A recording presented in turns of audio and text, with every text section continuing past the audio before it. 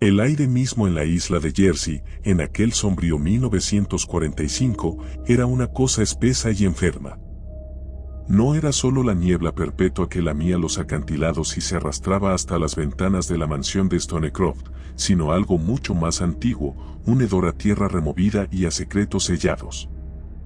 Grace Stewart, con sus ojos febriles y su pánico contenido, vivía para la penumbra, para la protección que la oscuridad ofrecía a sus hijos, Anne y Nicholas, afligidos por una fotosensibilidad que les convertía la luz del sol en un veneno abrasador.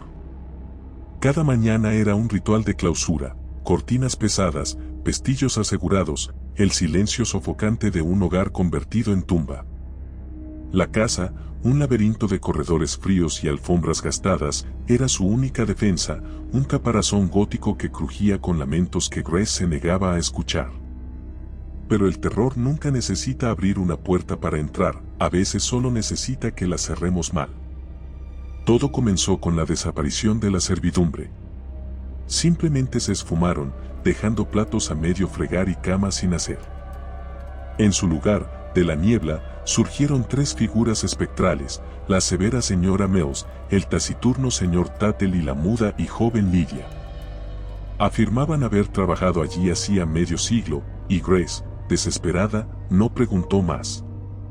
Aceptó su presencia como un bálsamo para su soledad, ignorando la frialdad de sus manos y la forma inquietante en que se movían en los rincones.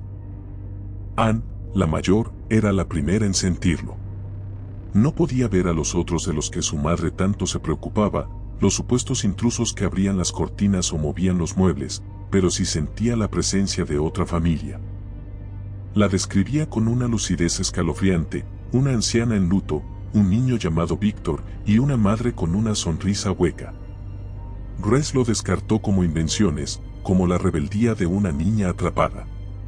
Gritaba, castigaba, intentaba imponer orden en un mundo que se desmoronaba.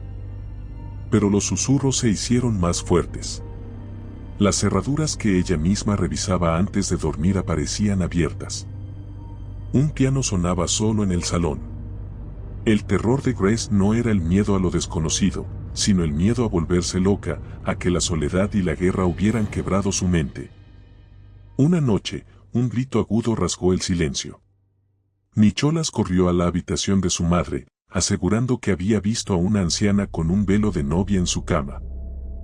Grace, armada con un candelabro, recorrió los pasillos. En el cuarto de Anne, encontró a su hija envuelta en las sábanas, temblando.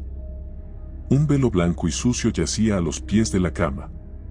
Grace lo tomó, sus manos temblaban tanto que el metal del candelabro resonaba.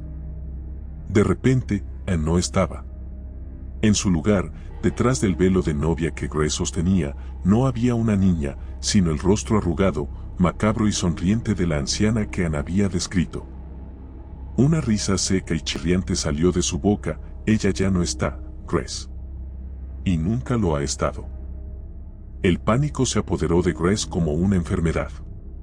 Corrió por la casa, sin importarle las reglas de la luz. Abrió puertas, cortinas, gritó los nombres de sus hijos. La mansión, antes protectora, se había convertido en una trampa de sombras cambiantes. Vio la sombra de un hombre en el estudio que no era su esposo, Charles, sino una figura más alta y delgada. Escuchó el llanto de un bebé donde no había ninguno. La señora Mills, Lydia y el señor Tattle la observaban con una impasibilidad que rayaba en lo inhumano. Sus movimientos eran lentos, sus ojos, pozos sin fondo. Grace los confrontó, exigiéndoles que confesaran sus mentiras, que revelaran el juego cruel que estaban jugando. La señora Mills simplemente le recordó, con una voz extrañamente dulce, que la casa tenía sus propias reglas y que era hora de que Grace aceptara la verdad. La verdad de la casa.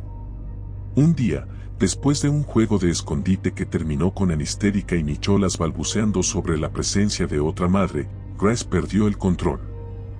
Se convenció de que los sirvientes eran la fuente de todo el horror. Los persiguió hasta el jardín, donde la niebla los engulló, desapareciendo sin dejar rastro, como si el propio aire se los hubiera tragado. El alivio fue breve, sustituido por un silencio más profundo, más opresivo. Fue entonces cuando los niños regresaron, pero no eran ellos. Annie y Nicholas caminaban de una forma extraña, sus ojos ya no parecían sensibles a la luz. La niña, con una compostura escalofriante, le dijo: ¿Por qué nos hiciste esto, mamá? ¿Por qué no puedes dejarnos en paz? Las palabras de su hija la golpearon con la fuerza de un rayo. Los niños, por primera vez, no temían al sol, no temían a nada. El miedo en sus rostros había sido reemplazado por una frialdad espectral.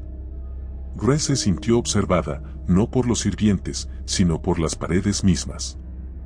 La casa se encogía a su alrededor. La revelación final no llegó como un susurro, sino como un grito mudo de absoluto terror. Grace encontró un álbum de fotos en el desván, polvoriento y olvidado. Contenía imágenes de la mansión, pero no de su familia.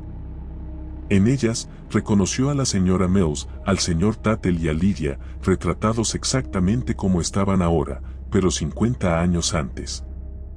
Eran los sirvientes que se habían marchado medio siglo atrás. Y en las últimas páginas, una escena que heló su sangre, la anciana medium, la que había descrito Anne, sosteniendo un cuaderno. Al lado, un recorte de periódico, amarillento y borroso, pero con un titular legible: Tragedia en Stonecroft. Madre ahoga a sus hijos y luego se quita la vida. La verdad se abalanzó sobre ella, no como un recuerdo, sino como una visión visceral.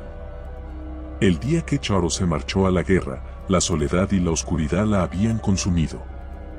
Una tarde, incapaz de soportar más la reclusión y la enfermedad de sus hijos, Grace había tomado las almohadas y las había presionado sobre los rostros de Annie y Nicholas en un acto de desesperación y locura. Y después, se había disparado a sí misma. La amnesia, el velo mental que había tejido la locura, se rasgó. Los otros, que ella había temido, no eran invasores, eran los nuevos habitantes de la casa, los vivos, los que intentaban contactar a los fantasmas que la habitaban. Su familia. Eran Grace, Annie y Nicholas quienes eran los espectros, atrapados en un limbo que se negaban a aceptar. En ese instante, la señora Mills, el señor Tattle y Lydia aparecieron de nuevo, no como sirvientes, sino como espectros de almas en pena que habían estado atrapadas antes que ellos, que habían tratado de guiarlos hacia la comprensión. Pero ahora, eran Grace y sus hijos quienes estaban en el camino de los vivos. El clímax final fue la llegada de la otra familia, la familia que había comprado Stonecroft. Una mujer joven y un hombre con un niño pequeño, Víctor, el mismo que Anne había mencionado. Grace, histérica, gritó, intentó tocarlos, advertirles, pero sus manos pasaban a través de ellos como a través del humo. Estaban allí, de pie en el vestíbulo, discutiendo sobre el costo de las cortinas, ajenos a la desesperación que los rodeaba. Annie y Nicholas, abrazados a su madre, finalmente entendieron. Ya no tenían miedo a la luz porque no sentían nada. Estaban muertos.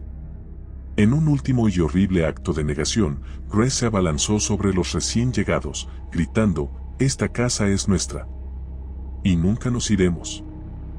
Pero sus gritos eran solo un escalofrío en el aire para los vivos, un susurro que no oían.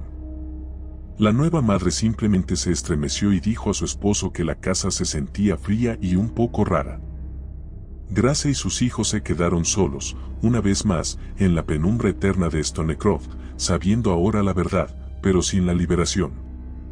Su limbo era la negación consciente. La señora Mills se acercó a Grace y susurró, su voz más vieja y hueca que nunca: «Tendremos que aprender a vivir juntos, Grace. Con los vivos. Con todos los que vengan». Grace se hundió en el sofá, su rostro una máscara de horror eterno. Ella, la protectora de la oscuridad, estaba condenada a vivir en una oscuridad que ya no la protegía, acosada por los vivos, por el sonido de sus risas y sus pasos, que siempre serían una burla de la vida que ella misma había extinguido. La niebla, afuera, se hizo más densa. No había liberación. Solo la fría y amarga eternidad en Stonecroft, donde la madre y sus hijos se quedaron, eternos ocupantes de una casa que no era suya y nunca lo sería de nuevo, esperando, para siempre, el siguiente intruso, el siguiente rayo de vida que venía a perturbar su descanso condenado. La película termina con el eco de un golpe sordo en el piano del salón, tocado por manos invisibles. El terror no tiene final. Si te gustó el video, por favor dale me gusta y suscríbete al canal, esto nos ayuda a seguir contando historias. Gracias.